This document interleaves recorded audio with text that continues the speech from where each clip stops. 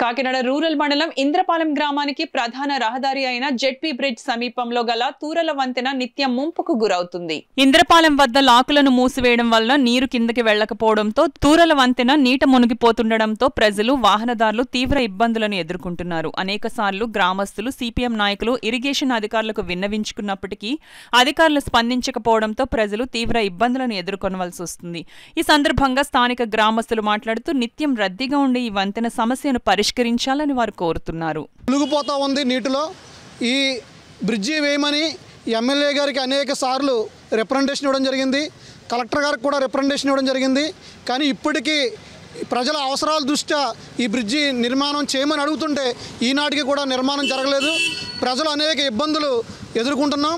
Ambulance రావట్లేదు, fire van రావట్లేదు. ఏదైనా ప్రమాదకరమైన పరిస్థితుల్లో ఏ వెహికల్ అయినా రావాలంటే చాలా ఇబ్బంది అవుతుంది. నిరంతరం ప్రజలు ఈ బ్రిడ్జి మించే వెళ్తున్నారు. రోజు నీట మునిగిపోతూ ఉంది. ఏ రోజు ఏ ప్రమాదం జరుగుతుందో తెలియని పరిస్థితుల్లో ఈ ఇంద్రపాలెం ప్రజానికి ఉన్నాం. ఇక్కడి నుంచి అనేక ప్రాంతాలకి కొవ్వాడ, గంగనపల్లి, రేపూరు, మావుడాడ, చీడిగా అనేక ప్రాంతాలకి ఈ బ్రిడ్జి మించి వెళ్తూ ఉన్నారు. కాబట్టి ప్రజల అవసరాల రీత్యా ప్రభుత్వ అధికారులు, ప్రజాప్రతినిధులు ఈ బ్రిడ్జిని నిర్మించాలని వేడుకుంటూ ఉన్నాం.